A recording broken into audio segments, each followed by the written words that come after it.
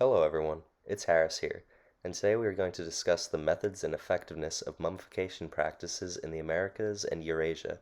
We will also lightly touch on Egyptian mummies, but there are many more well-researched and thorough videos covering them. The video will be split into two parts. The first part will be about the different conditions that create natural mummies, and in the second part we will discuss man-made mummies. At the end of the video, I will weigh the pros and cons of preserving human bodies through each method. Just as a general note before we begin the video, many of the mummies discussed will be in the best case scenario, that is, assuming the conditions were right for a well-preserved mummy to be created. Often, the conditions that create a mummy are imperfect, or the process did not occur quickly enough. As a result, the mummification process may be incomplete. Let us start by talking about what causes a body to become mummified. When we die, our bodies are broken down by bacteria, fungi, and other organisms for nutrition. The process of mummification hinders the ability of these organisms to break down the body so that the soft tissue of a mummy is preserved. Mummification can be achieved through creating extreme environmental conditions that life cannot survive in normally. This can include extreme heat or cold, low humidity, high acidity or alkaline, or anaerobic conditions. Once mummification is achieved, the body is at low risk of being consumed in the future due to its low nutritional value, except by Europeans, of course. The final form of the typical mummy is characterized by discolored but preserved skin, muscle, and bone tissue, while the organs are in most cases warped and difficult to identify. In some artificial mummies, parts of the body may be partially or completely removed. The mummies we have found range from a few hundred to thousands of years old. Mummies are useful to archaeologists because the intact soft tissue can allow for identification of diseases and other characteristics that would not be easily identifiable through bone samples alone. As a result, mummies can provide the archaeological community with great insights beyond the typical human remains found on site. Natural or spontaneous mummies are, as their name implies, mummies created naturally due to environmental conditions. Although they might be more subject to environmental conditions than artificial mummies, the whole body is normally kept in one piece or in close proximity, as many man-made mummies tend to remove the organs or drain them of fluids. The first type of mummy we will discuss are the salt men of Iran, recovered from Zanjan and Dujlak.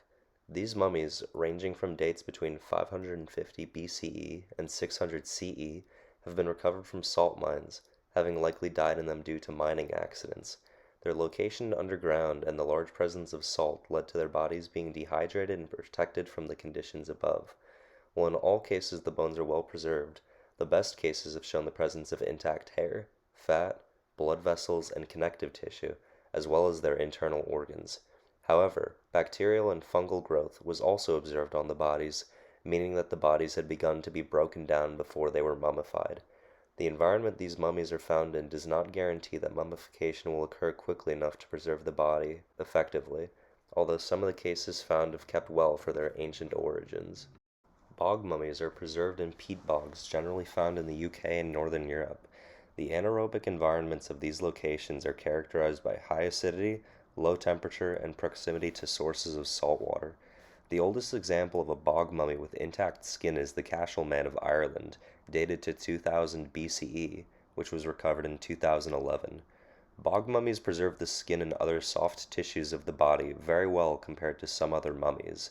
However, the acidic environment of peat bogs dissolves the calcium phosphate from bones, which makes them softer and more easily broken. In one example, a 19-year-old woman named Mora, her bone mineral density was 92.7% lower than the average amount for a woman of her age. This means that it is much harder to glean information from their bones in comparison to other kinds of mummies. In addition, recovering bog bodies has been a great challenge for researchers in the past. While in the bog, the bodies remain well hydrated by the surrounding water. Once removed, though, the body will dehydrate, shrink, and begin to decay. Researchers have developed methods to counteract this shrinkage, but bodies recovered at earlier dates have been warped because of how they were removed. Overall, bog bodies provide a great sample of intact soft tissue compared to most mummies, with the trade-off of poorly preserved bones. A less common example of natural mummies are frozen mummies.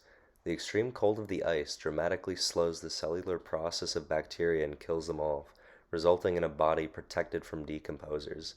The most famous example of a frozen mummy is Otzi, a mummy found in the Tyrolean Alps dated between 3300 and 3100 BCE.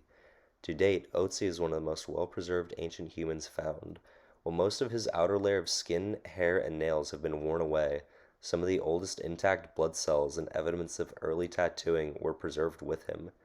Otzi would likely have been better preserved if he had been immediately frozen, but evidence shows that his decay resulted from multiple unfreezings and refreezings, as well as not having been frozen immediately after death.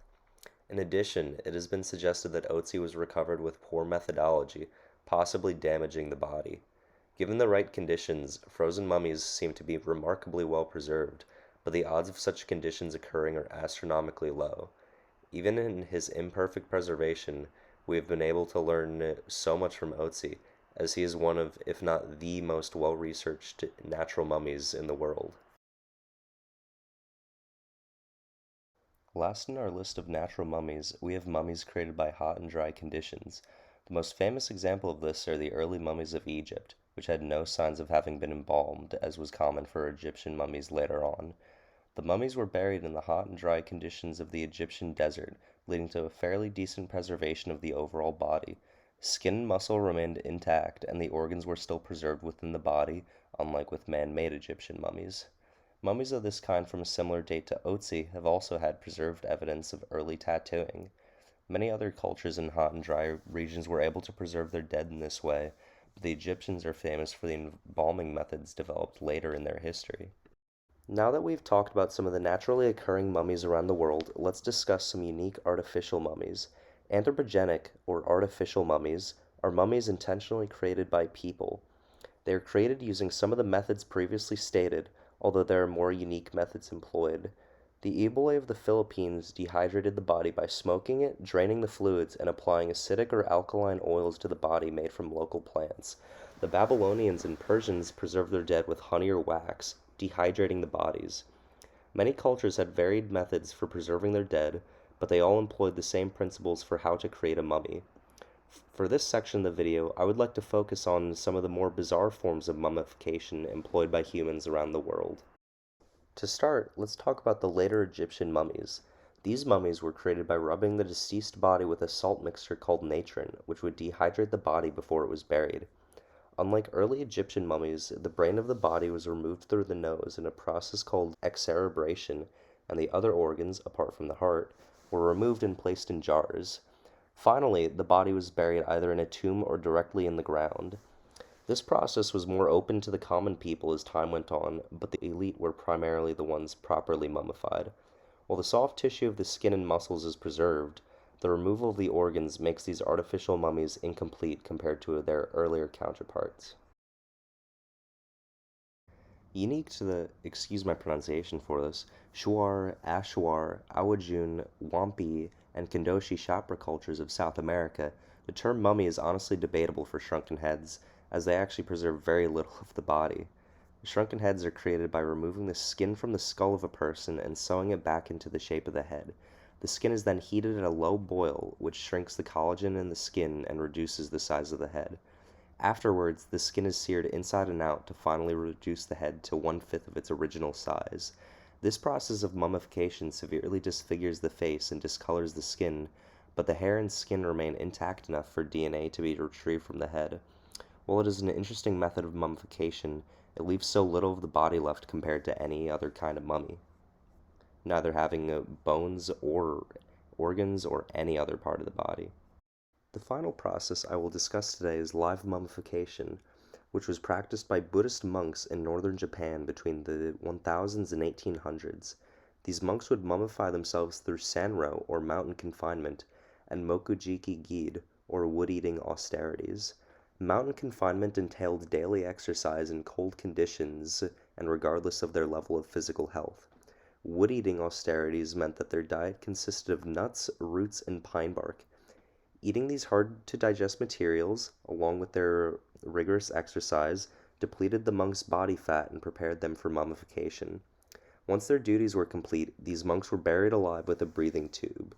Dying from starvation, their bodies were retrieved after 3 years and 3 months. Although the mummies have not been tested due to religious reasons, They appear to be fairly well preserved, having intact skin. I should mention, though, that their relatively young age makes it hard to assess how effective this process actually is at preserving the body, as many of the previously mentioned mummies are more than double the age of the Buddhist mummies. Now that we've covered various mummies from across the world, let's compare how well these mummies were preserved. To start off with, I think we can easily say that shrunken heads are the least useful for researchers in terms of data gathering. Missing a majority of the body, much less can be learned from these mummies biologically than can be learned from the other kinds. Egyptian embalmment is troublesome for similar reasons, since the interior organs have been completely and intentionally removed. Stomach contents can be a useful tool for learning more about the life of ancient peoples, but the removal of these organs means a removal of potential data, although the tissue left behind still bears plenty of fruit. Bog bodies are perhaps most interesting to me because they preserve everything so well except for the bones, which is normally the most well-preserved aspect of any cadaver.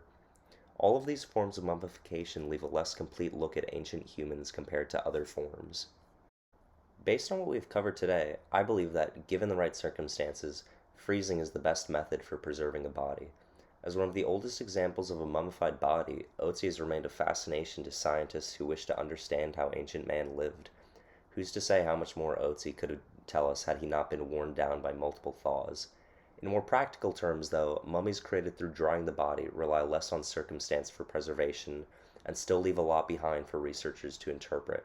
Either one of these methods gives what I believe to be the most complete look at ancient humans. None of this is to discredit the many man-made mummies found across the world. It has to be kept in mind that none of these cultures preserved their dead for scientific reasons. Rather, a large portion of them were tied to religious purposes. What matters is that we have this preserved part of the ancient world to interpret and learn from as we delve deeper into our past. Thanks for watching the video. I'd like to thank my professor for this opportunity to discuss a topic fascinating to me and make it fun. I'm not quite sure if I'll make this public yet, but if I do, then I'll catch you all in the next video. Bye!